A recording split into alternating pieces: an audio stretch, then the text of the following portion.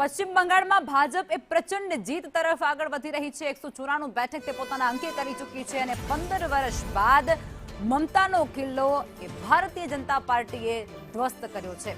પશ્ચિમ બંગાળમાં ભાજપ 195 બેઠક પર આગળ છે। ટીએમસી એ 93 બેઠકોની અંદર સમેટાઈ ચૂકી છે। પશ્ચિમ બંગાળમાં આ વખતે ઝાલમુરીનો જાદુ એ ખૂબ ચાલ્યો, ખૂબ ચર્ચાઓ એના વિશે થઈ। ગૂગલ પર સૌથી વધારે સર્ચ ઝાલમુરી થઈ, જેમાં વડાપ્રધાન મોદી એ જ્યારે પશ્ચિમ બંગાળની અંદર પ્રચાર માટે ગયા હતા અને ત્યારે ત્યાંનો જે સ્થાનિક આ ઝાલમુરી છે તેનો સ્વાદ તેઓએ માણ્યો હતો અને ત્યારબાદ આ રાજકારણ ઝાલમુરી પર ખૂબ થયો હતો, જેમાં આક્ષેપો પ્રતિ આક્ષેપો પણ ટીએમસી દ્વારા કરવામાં આવ્યા હતા। પશ્ચિમ બંગાળમાં પ્રથમ વખત આ બધા વચ્ચે ભારતીય જનતા પાર્ટી એ પોતાની સરકાર રચવા માટે જઈ રહી છે અને ઘણા એવા વિડીયોઝ પણ ત્યાંથી સામે આવ્યા છે, જેની અંદર જે પશ્ચિમ બંગાળની અંદર ભારતીય જનતા પાર્ટી જીતી ચૂકી છે અને એ જીત બાદ ત્યાંના જે સ્થાનિક જે નેતાઓ છે કે કાર્યકર્તાઓ છે તે પોતાની હાથમાં ઝાલમુરી લઈ અને ઉજવણી કરતા જોવા મળ્યા હતા। એટલું જ નહીં, ઝાલમુરીની સાથે જોડાયેલા જે ગીતો છે તે પણ ભાજપના જે ત્યાંના સ્થાનિક કાર્યકર્તાઓ છે તે ગાતા જોવા મળ્યા હતા। એટલે ઝાલમુરીનો જે જાદુ છે તે આ વખતે પશ્ચિમ બંગાળની અંદર ક્યાંક છવાયો હોય તેવું પણ કહી શકાય છે। પશ્ચિમ બંગાળ બાદ પણ અનેક એવા રાજ્યો જ્યાં ભારતીય જનતા પાર્ટી એ ફરી એકવાર સત્તામાં આવી રહી છે। એ પુડુચેરી છે, આસામ છે, જ્યાં પુડુચેરીમાં 15 બેઠક ભાજપે અંકે કરી લીધી છે અને આસામમાં 97 બેઠક જેટલી અંકે થઈ ચૂકી છે। અને આ જ મુદ્દે સંવાદદાता अजय यादव हमारी साथ जोड़ा चुका है।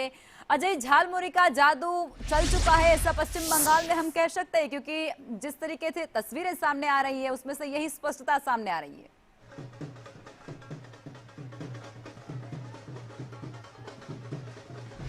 देखिए, निश्चित तौर पर झालमुरी का जादू चल चुका है और उसका सेलिब्रेशन भी देश के अलग अलग हिस्सों में हो रहा है। उसी के साथ भारतीय जनता पार्टी का जो दिल्ली मुख्यालय है वहां का भी आप नजारा देख सकते हैं। लोग अपने अपने तरीके से इस जीत को सेलिब्रेट कर रहे हैं, नाच गा रहे हैं, आतिशबाजी कर रहे हैं और अपने अपने तरीके से इस जीत को एक्सप्रेस करने की कोशिश कर रहे हैं। और खास करके अगर भारतीय जनता पार्टी की राजनीतिक हिस्ट्री के नजरिए से देखें तो भारतीय जनता पार्टी की कोशिश अक्सर ये रहती थी कि जैसे बहुत सारे राज्यों पे भारतीय जनता पार्टी ने विजय प्राप्त कर लिया है, वैसे में पश्चिम बंगाल भी उसकी झोली में होना चाहिए। और बार बार भारतीय जनता पार्टी को इस बात के लिए चिढ़ाया भी जाता था कि आप पश्चिम बंगाल, तमिलनाडु, केरल में सरकार बना के दिखाइए तब जाने। और उसमें आप देख सकते हैं कि ये तीनों राज्य जो भारतीय जनता पार्टी के लिए सबसे टफ माने जाते थे, उसमें भारतीय जनता पार्टी अब पश्चिम बंगाल में विजय की तरफ बढ़ती हुई नजर आ रही है। न सिर्फ विजय बल्कि लैंडस्लाइड विक्ट्री की तरफ।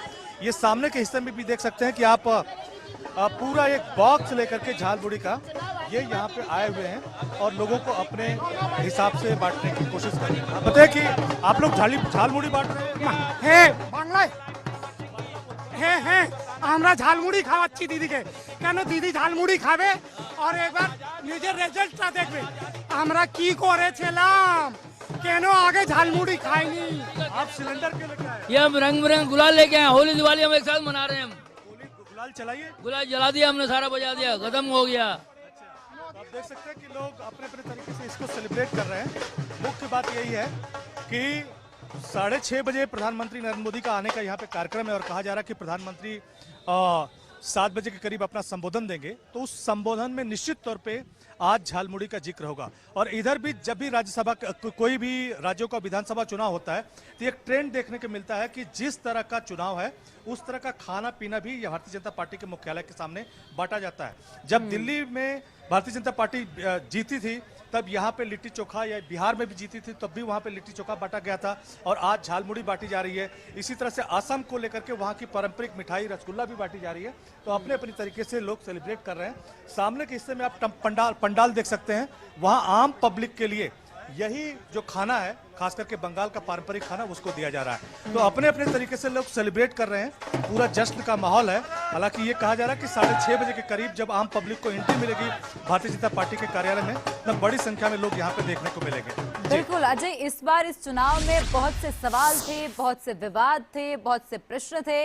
उन सब के बीच में ऐसे कौन से फैक्टर अभी उभर के सामने आ रहे हैं जिससे ये पश्चिम बंगाल में भारतीय जनता पार्टी की जीत हुई है?